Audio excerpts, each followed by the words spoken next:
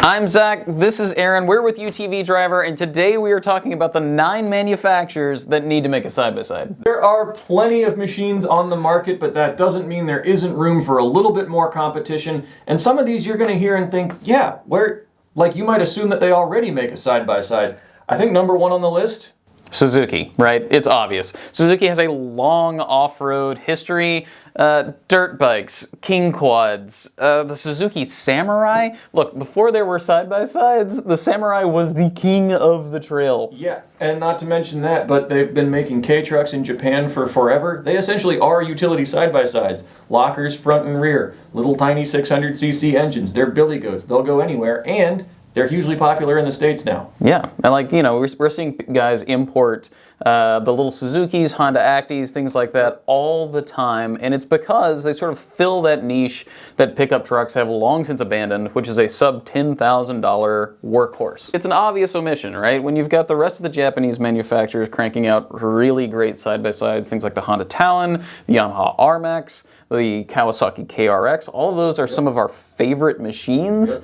We just want to see a blue version. We want to see a Suzuki side-by-side. Could be utility, could be sport. Either way, that's what I want. Number two, what are we going to talk about? We're going to talk about the Austrians. And when I say the Austrians, I mean KTM. You have a KTM. I have a KTM. It's fantastic. It has the best suspension of any motorcycle I've ever owned, and it's 20 years old. KTM's motto is ready to race. All of their machines are absolutely top whack from the factory. They've got a host of parallel twins and V-twins that are all fire breathers.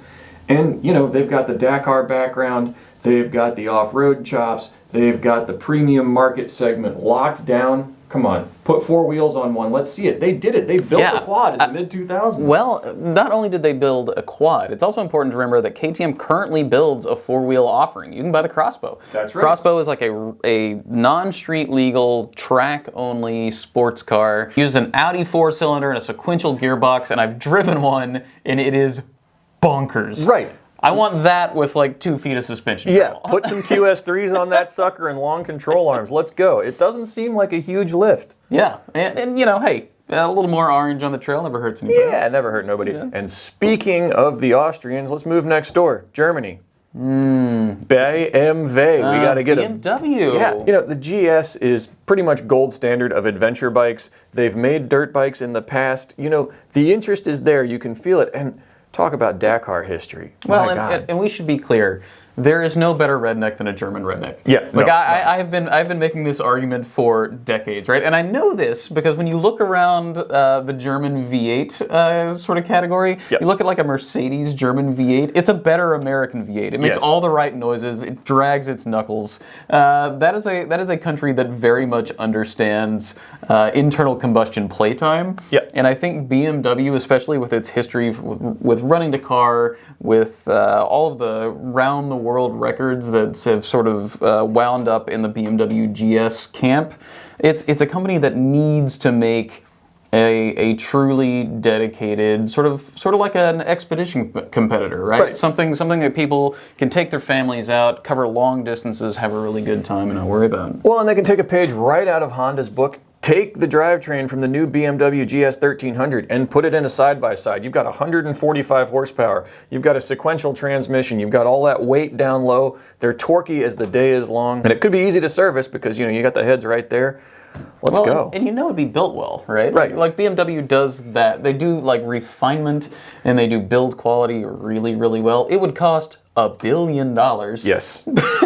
But that's okay, right? The market's definitely moving upstream, and I think if you're going to pull in buyers who maybe traditionally wouldn't look at a side-by-side, having that roundel on the side would certainly do it. Yep, a true premium German side-by-side. Yeah. Makes me...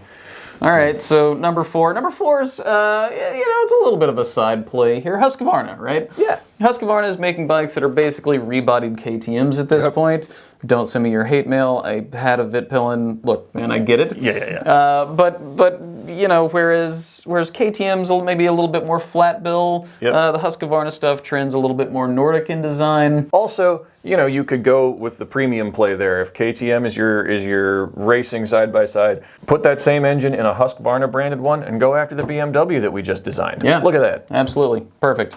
You know, I like all of Husqvarna's design language right now. I think it's like super clean and interesting. Very nice. I would really like to see those guys, those designers, stretch their legs and look into something with 4 wheels, because really, you know, we love side-by-sides. None of them are pretty. There's not a single one of them that I look at that I'm like, dang, that looks good. Well, an adventure bike's the same, right? Yeah. They're all a little on the ugly duckling side, and if you look at an 890 next to a 901 Norden, they're the same bike, but which one are you going to look back at in the parking lot? Yeah, I want the 901. Yeah, it's the 901. Husqvarna. And, you know, hey, the logo is a rifle sight. That's cool. Yeah, that's very cool. Plays really nicely. Number 5. Ooh, this one's fun. Yeah, Staying in Europe. Yeah, this one's a little bit of an oddball, right? It is. And Ducati. I want to see a Ducati side by side. The only thing better than a German redneck is an Italian redneck. Yeah, that's true. Come on. 100% true. Italy and Ducati in particular have a reputation, have a history of doing slightly unhinged things. And again, Dakar history. Back in the 80s, Cagiva was putting Ducati motors in great big old adventure bikes and going after Dakar. So the history is there, and again, this is a space where you could have a premium product. If the Germans are doing it, why not the Italians? And who doesn't want a Panigale V4S engine in anything else? Have you heard that motor? Yeah, It's so good. It sounds like it's like the intro for Hot to Teacher. It's so just ducka.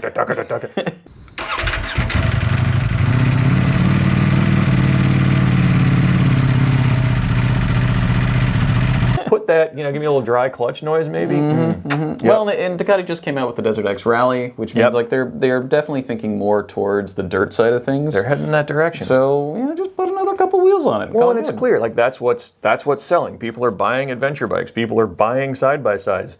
The Panigale V4S and V4R, great bikes, but you're never going to sell volume of those. Well, and it makes sense, right? Like our office is maybe an hour from the Tail of Dragon 129, one of the most renowned driving roads in the United States. It is always packed. You can rarely have a good time. Meanwhile, there are dirt roads aplenty where you can spend all day out riding around and never see another soul. Absolutely. That's becoming a rarer and rarer commodity, and I think manufacturers like Ducati are figuring that out. Yep, let's see it happen. All right, number 6. We're coming back home for this one.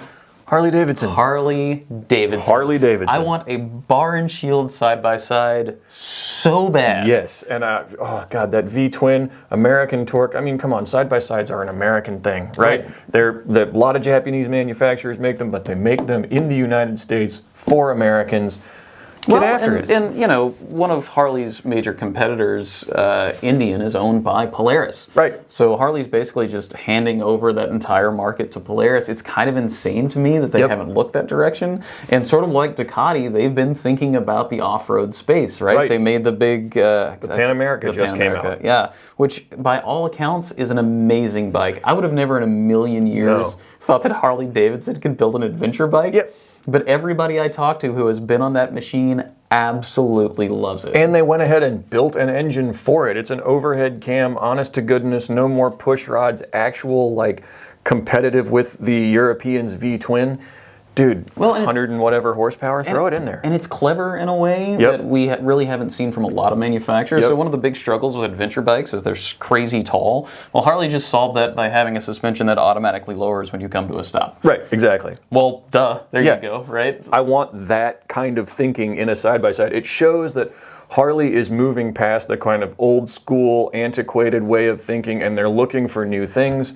This is a great place to do some innovation, and you know, again, it would be a premium product, but that's what the space needs. You know, Polaris and Can-Am are trying to go that way, but why not jump in with a brand that's already got some panache, that's got 100 and whatever years of history, and you know, bring all of those buyers to the four-wheel space. Yeah, and I want to see some of that styling too, right? Like we were just talking about Husqvarna, but Harley has such an iconic design language that I want to see that translated over. Couple big round headlights. Big round headlights, you know, really aggressive knobby tires. You know, I'm thinking about like all those guys who took Sportsters and built scramblers out of them. Yeah, I want a four-wheel scrambler. Yeah, I think that would be absolutely awesome. Yep, throw some leather seats in there.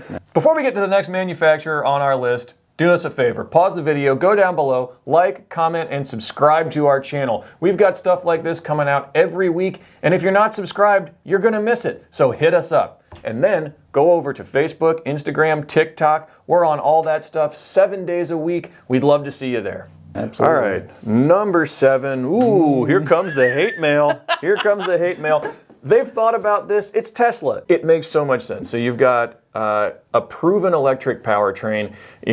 I can hear you all firing up your fingers about range concerns. Who cares in a side-by-side? You know, you're going 50, 70, 100 miles at a clip. Tesla has well proven that they can match that. They've got a solution that would work. Anything from a Model 3 all the way on up to the Model S Plaid, the craziness. Well, and we have to acknowledge that Tesla makes some of the fastest production cars in the world right now. And like, there are no push rods, there's no complexity. It is just, hey, do you want a sub 3 second 0 to 60?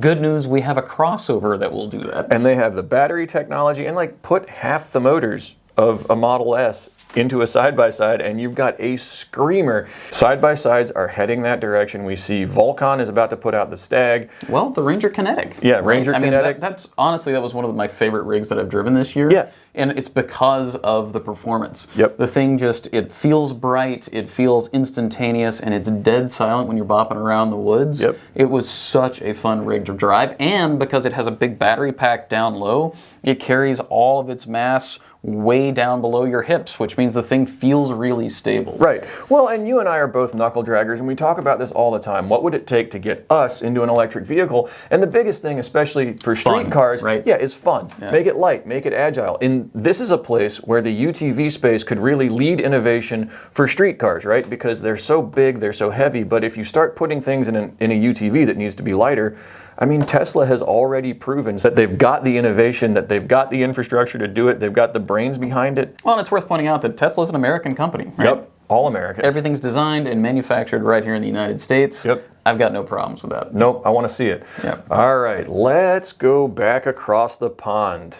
Toyota. Come on. Toyota. All right, sort of like the Samurai, right? Long before side-by-sides, the rigs that you were most likely to see out on the trail were Samurais and Toyota Truggies.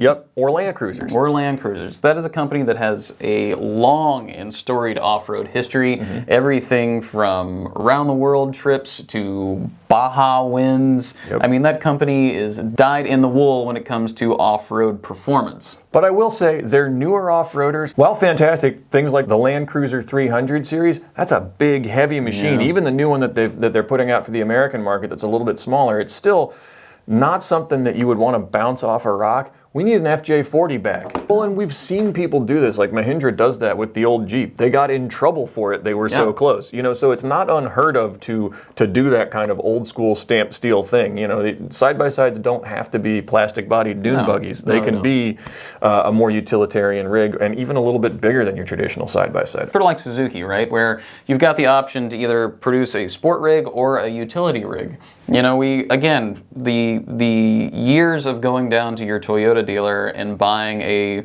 very basic four-wheel drive pickup for under $15,000, that's long gone. Yep. That is long gone. Look, I totally acknowledge why all of that is. You've got safety rigs, you've got EPA rigs, you've got all of that adds both cost and complexity and finally weight to the equation. Side-by-sides don't have to worry about that. Nope. Right? If it's not street legal and you're only bopping around your farm at 35, 40 miles an hour, you can give us a steel bed. Look, just go back to the early Hilux, right, and just stamp one of those out and bring it over here, and you'll have a line out the door immediately. And while you're at it, put the engine from the GR Yaris in it, or the GR Corolla. Yeah, why not? Yeah, you know, give me a gnarly little turbocharged triple that just screams at the atmosphere. My point is that the infrastructure's there, and they've been building bulletproof CVTs since the turn of the century. So that technology is there too. It's all just it feels to us like you could just package it up and send it over without any... Well, and that's also a company that has really refined the hybrid drivetrain. Right? So if you're looking for something, if you're worried about range, well, take a Prius driveline, throw it in a Hilux, and I would be the happiest dude on the block. Yep. All right. We've talked about Toyota. Number 9. Speaking of Mahindra. Speaking of hate mail, actually. Jeep. Look at this guy. He said it. I want to see Jeep make a side-by-side. Mahindra, who had the license to produce the CJ in India since, I think it was like 47. Yeah. They've been doing it forever. They started importing them over here. They took off like wildfire. People absolutely loved them. Look, you know, I love Jeep. I love modern Jeeps, but I just read an article that Jeep is in danger of pricing itself out of its current customer base. How is that possible? Well, you know, they were saying that a Rubicon averages $65,000. You know, for an off-road toy, that's a lot of money. That is. So that's out of reach for most people. Bring in a flat fender. Bring in a CJ5. You have all the stamping somewhere, right. I'm sure. Stamp that sucker out. Put a modern driveline in it. Call it good. Yeah, and you can do a modern internal combustion driveline. They've got electric technology. You know, it's all there, and it all just needs repackaging. Yeah. So I want to see that, and again, just make it cheap, right? That's all we're after. I think one of the reasons that side-by-sides really took off was because they were economical for what you could do. Let's see a Jeep at sub $35,000 that you can just throw in a trailer and roll out to Windrock.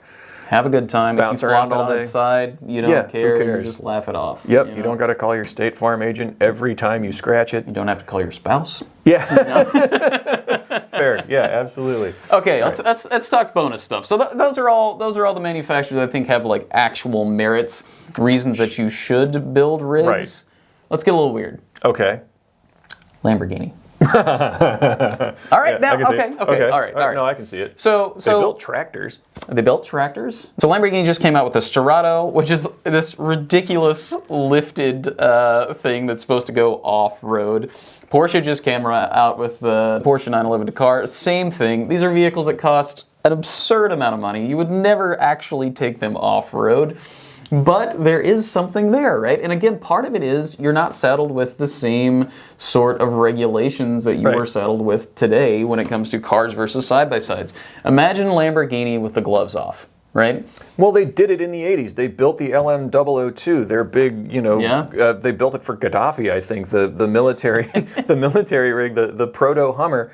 Just shrink that sucker down. You know, throw a Audi V8 in it. I don't know. Yeah, whatever. Why are we're spitballing V10, here? you know? Whatever. Shrink it down, charge a hell of a lot of money for it, and call it a side-by-side. Yeah, Let's see it. Sell it to all the sheiks you possibly want to. Absolutely. You know, I think I want to hear a Lamborghini side-by-side. Right. Well, and you just mentioned the other one that should do it. Let's see a Porsche side-by-side. Yeah, why not? Why I mean, think about it. A flat 6 or a flat 4, flat turbocharged floor, low in the chassis, with German engineering. People hire them to build their chassis for them. Yeah, right.